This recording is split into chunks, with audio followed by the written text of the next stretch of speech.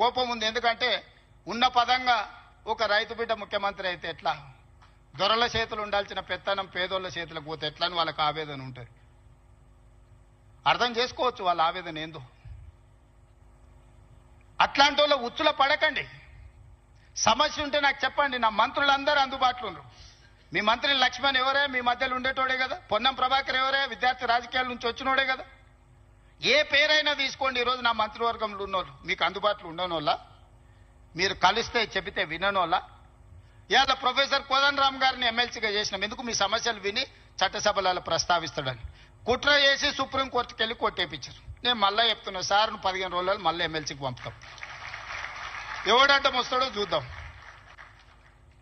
ఎందుకంటే ప్రజాస్వామికంగా ప్రజల సమస్యల్ని ప్రస్తావించే వాళ్ళు చట్టసభలో ఉండాలనేది నా ఆలోచన.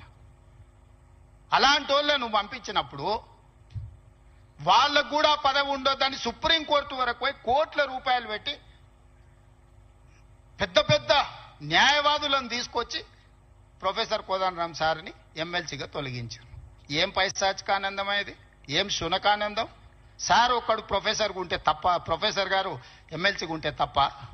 మీ ఇంటిల్లి పాది మంత్రులు ఉండొచ్చు, ముఖ్యమంత్రులు ఉండొచ్చు, ఎమ్మెల్సీలు ఉండొచ్చు, ఎంపీలు ఉండొచ్చు, అన్ని మీ కుటుంబం ఉండొచ్చు. కానీ పొలిటికల్ చేసి చైర్పర్సన్గా పనిచేసిన కోదండరామ్ గారు ఒక ఎమ్మెల్సీ ఉంటే మీ దుఃఖమేందని అడుగుతున్నా. నా మీద తీటుందంటే నేను అర్థం చేసుకుంటా. ఆ సార్ ఏందా పాపం, ఇంటి తలుపులు వలగొట్టినా ఏమనలే సారు. నేనైతే చెంపలు వలగొడుతుంటే.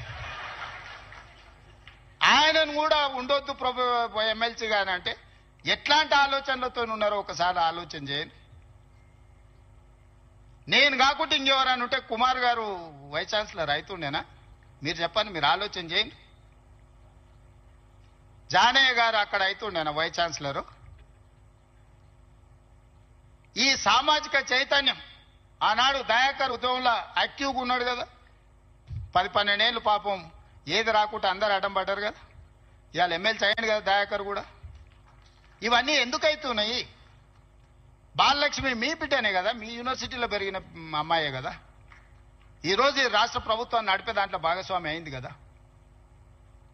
నేను మీకు విజ్ఞప్తి చేసేది ఒకటే, అపోహలకు లోన్ కాకండి. అబద్ధాల సంఘాలు ఉంటాయి, దానికి అధ్యక్షులు ఉంటారు, తండ్రి కొడుకులు. ఆ అబద్ధాల సంఘం అని చెప్పి అబద్ధాలను మీరు నమ్మకండి. ఈ అబద్ధాల సంఘము ఊరంతా వాట్సాప్ అని, సోషల్ మీడియా అని, ఆ మీడియా అని అడ్డగోలుగా సంపాదించింది ఖర్చు పెట్టి అబద్ధాలన్నిటిని కూడా అందులో పెట్టి ఈ మనం పిల్లలందరూ కష్టపడి సాంకేతిక నైపుణ్యంతో ఏఐ తెస్తే ఏఐ పెట్టి సెంట్రల్ యూనివర్సిటీ దగ్గర ఏనుగులు సింహాలు ఉన్నాయి, వాటిని మేము చంపుతున్నామని పెట్టారు. తెలంగాణలో ఏనుగులు అనేటివే లేవయా, సింహాలు అనేటివే లేవు. మానవ రూపంలో ఉన్న మృగాలు ఉన్నాయి, అవి ఫామ్ హౌస్లలో ఉన్నాయి. వాటిని నిర్బంధించడానికి వలలేయండి. మదర్ ట్రైన్లను బంధించడానికి గోతులు దవ్వండి. లేని ఏనుగులను, లేని సింహాలను సెంట్రల్ యూనివర్సిటీలో ఉన్నాయి, వాటిని నేను చంపేస్తున్నా అని చెప్పి సోషల్ మీడియాలో ఏ ఆర్టిఫిషియల్ ఇంటెలిజెన్స్ ను ఉపయోగించి అతి తెలివితేటలన్నీ ప్రదర్శించి అడ్డుకున్నారు. ఎంతకాలం అడ్డుకుంటారు? ఏది ఇష్టం లేదు వాళ్లకు. ఏదన్నా మనం వచ్చినాక చేస్తా అన్నది ఏదన్నా ఇది మంచిగా ఉంది, ఇది బాగుంది అన్నారా? గంజాయి డ్రగ్స్ ను నిర్మూలించడానికి ఈగల్ ఫోర్స్ అని తెచ్చినాం. అది ఎందుకయ్యా రద్దు చేయండి అన్నారు. చెరువుల పేరు మీద, ఫామ్ హౌస్ల పేర్ల మీద చెరువులు ఆక్రమించుకొని గండిపేట, ఉస్మాన్ సాగర్, హిమాయత్ సాగర్లను ఆక్రమించుకొని పెద్ద పెద్ద ఫామ్ హౌస్లు కట్టుకుంటే కూలగొట్టడానికి హైడ్రా తెచ్చిన. లేదు హైడ్రాని కూలగొట్టండి అంటారు. మన వరదలు వచ్చినప్పుడు సామాన్యులు చెప్తారు, సార్ మా ఇళ్ళకి నీళ్ళు వచ్చినాయి, మా టీవీలు, ఫ్రిడ్జులు, మంచాలు, మా ఆస్తి అంతా తడిచిపోయింది, ఏం చేయాలి సార్ అని. సన్న బియ్యం ఇస్తే ఇచ్చేదే లేదండి, రేషన్ కార్డు ఇస్తే వద్దండి. ఏది చేసినా వద్దంటారు. ఈ వద్దనేటోళ్ళని ఏమనాలో మీరే చెప్పుర్రి. ఏదన్నా ఒక్కటన్నా అభినందించినా 20 నెలల